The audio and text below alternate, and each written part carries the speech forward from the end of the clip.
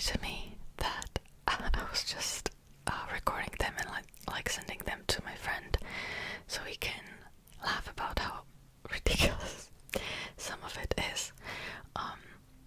Then I ended up just watching the whole thing and I've decided to make a video about it. I know that I don't do these pop culture takes very often, but maybe I should, so we can connect on a topic.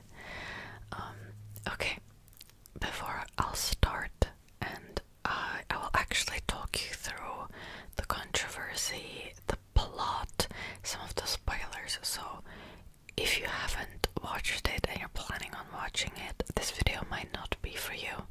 If you're not planning on watching it, then you can sit back and relax. But before we'll start, I want to say that starting from August 1st, I'm going to be raising prices on my Patreon. But if you sign up before then, so July 31st, you'll get the old prices and the old benefits. I had to mention that. Okay, so let's begin. This show was actually controversial even before it aired, and I'll tell you why. I have an article here, okay? So, this show was originally due to air in November 2022, but the director, Amy Seymetz, who was originally the director, departed the project. Now, it's not clear to me if she decided to leave on her own or if she was fired. I guess it doesn't matter in the end. And by the way, at that point, they spent like $75 million on the project and they just decided to scrap it altogether. And instead, this new director, Sam Levinson, was hired. And he's known for the show Euphoria, which is also quite controversial but very popular. And I'll just read this part. The change in direction, one source told Rolling Stone, had massively impacted the show's creative direction. What I signed up for was a dark satire of fame and the fame model in the 21st century, they said, adding, it went from satire to the thing it was satirizing. And I cannot agree more. Some people say, oh, like this show is supposed to be satire, you don't get it. No, like it actually ended up being the thing that it was supposed to criticize. To my understanding, after this new director, Sam Levinson, was hired, they added a lot of graphic adult scenes that were not in the first version. And the source says it was a show about a woman who was finding herself turned into a show about a man who gets to abuse this woman and she loves it.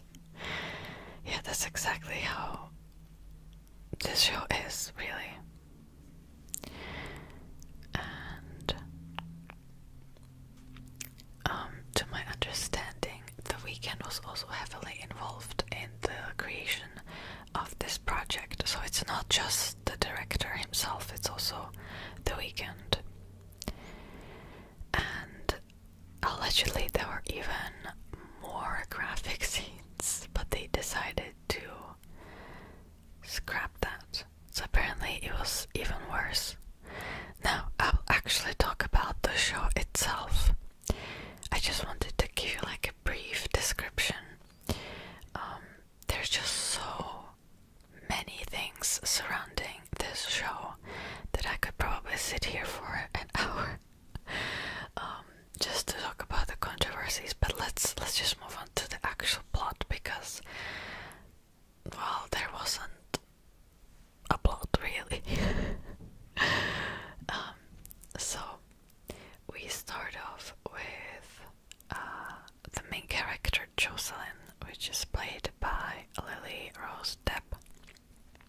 she's having a photo shoot. And she's wearing a hospital bracelet. And this, again, like, this is supposed to be satire, I guess, but it doesn't come off that way. Because her creative team that is with her, they're saying like, oh, mental health problems are sexy, like this is going to sell so well, whatnot, okay. And she also wants to reveal her upper chest in this photo shoot, but she's technically not allowed to because there is an intimacy coordinator. And he says like, this is not what was agreed on in the contract. And her team are like, well, but she just wants to reveal her chest, and like she is supposed to be allowed to do that, so the contract doesn't matter, and they end up locking this intimacy coordinator in the bathroom. Now, I watched that scene and I was like, what is your point? These terms were negotiated in a contract before that Jocelyn, the main character, agreed on. And intimacy coordinators are there to make sure that this contract would not be breached, so that the performer wouldn't feel pressured by her or his or whatever team, by the director, whatnot. Like, what's your point? Like, if she wanted to reveal her chest, she should have just put that in the contract. Like, what was the point of this scene? I don't get it. And it was so long as well. Okay, so then there is, I tried to like not get demonetized in this video, so I will avoid certain words, okay? But we learned that there was a photo released of the main character with something on her face, and everybody on the internet has seen it. And she goes to a club to make herself feel better because we need the story to progress. Like, there's no other reason for her to go to the club. Her dancer actually recommends it. And in this club she meets the owner, who is played by The Weeknd. His name is Tetros, so it's the owner of the club, but at the same time he is this cult leader of like a small group of musicians that he picked up on, which made me a little bit confused, but okay. So the reason is like he had some connections in the music industry, but he didn't necessarily do anything for them. Like, he just trained them, I guess, to be stars. I don't want to go into details too much. Later on, we also learned that this dude is actually a criminal, that he was in prison for kidnapping and torturing his ex-girlfriend. He's not a good guy in any shape or form, okay? So she meets this guy, they hit it off, he's super creepy, and the main character Jocelyn says she likes that about him, and he ends up going to her house and they sleep together. Like, that's it. Which, by the way, some of the scenes that were following them sleeping together were so long, like they were so unnecessary. Actually, I would dare to say 85% of the scenes were unnecessary. Like, this could have been a movie, like an hour and a half long movie, and it would have been fine, honestly.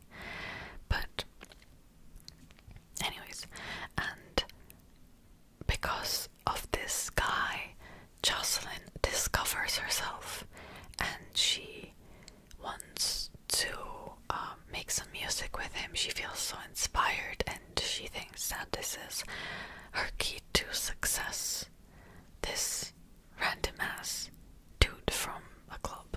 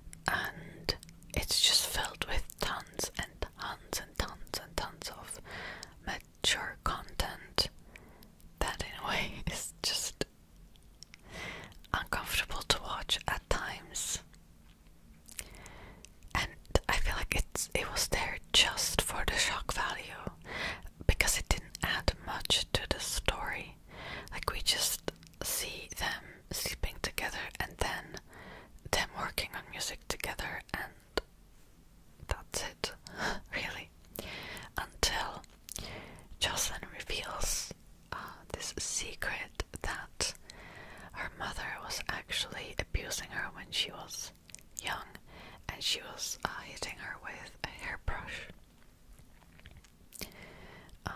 And she, in a way, bases her persona around that. She talks about it on the internet as well. We also learned that Jocelyn had a friend who was actually her creative director, and this character is played by Troy Sivan. I don't know the name of the character, I don't remember. And she made him sign a contract when he was young that he could never sing, that he could never pursue a musical career, which in a way makes zero sense because they would not be competition. They would not be competition. I feel like male singers and female singers, they have their own separate categories, right? So it makes no sense. But okay, more scenes get added that are there just for the shock value until we I think at the very end we learned that Jocelyn wants the other guy, Tedros, gone. She in a way takes over the singer's cult. She presents them to her label. They love them. This scene, I'm sorry, like, it was just so funny because I feel like these people, they worked well separately, but as a group, it wasn't just the best performance. I don't know. It was just weird. And so after that, she sends off Tedros away. Her team offers him money so that he can disappear. He refuses that money, so they destroy him in other ways. They publish an article about him and he loses everything. His club, that's all he has, I guess. His singers, his weird little cult. Yeah.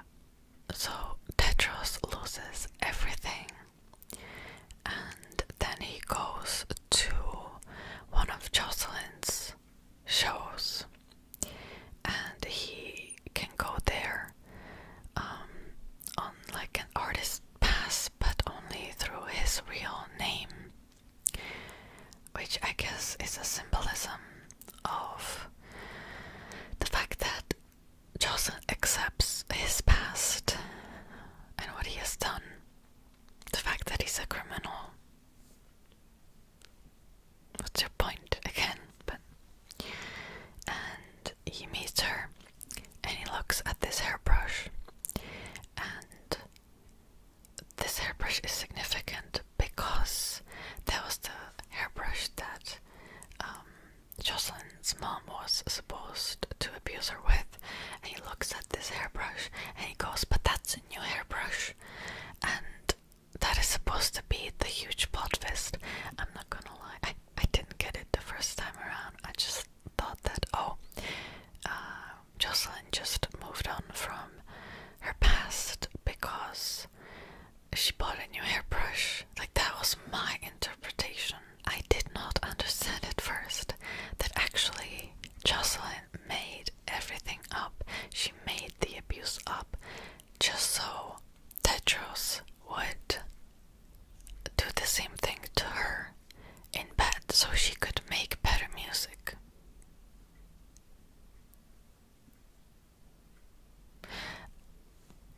I'm sorry, what? Like, that is what?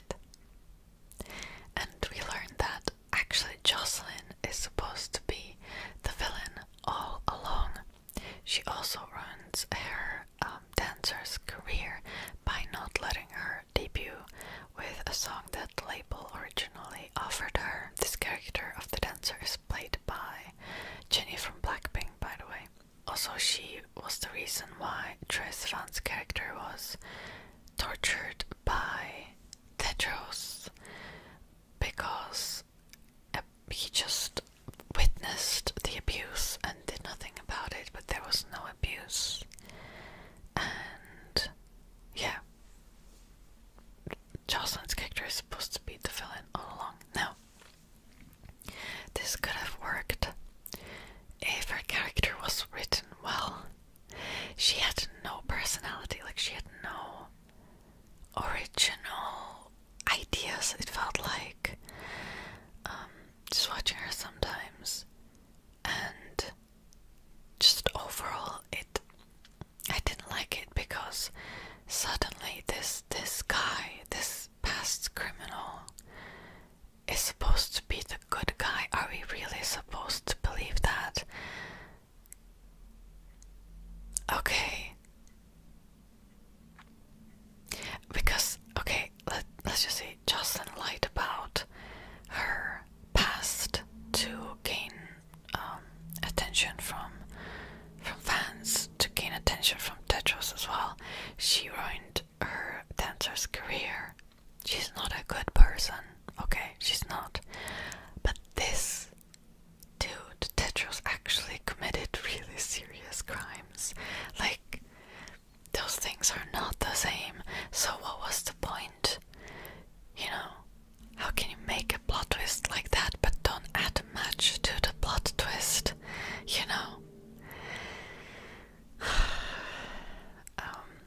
Yeah, overall, I just watched this show for laughs because, like I said, some of the adult scenes were so ridiculous and just bizarre. You know, I think that was the point of the show. Like, it was just supposed to shock people, okay, but then you need to add actual motive into the story, actual essence, actual like good writing and plotting. It really missed the mark for me, and I just would like to see the original version, because I think the show had so much potential. I think that it could have been a really good show, and we could get an insight into what it's actually like as somebody that is crazily famous like that, because this character was supposed to be based on the really extra popular singers of our time. I mean, The Weeknd is in the music industry himself. He has seen some things, right?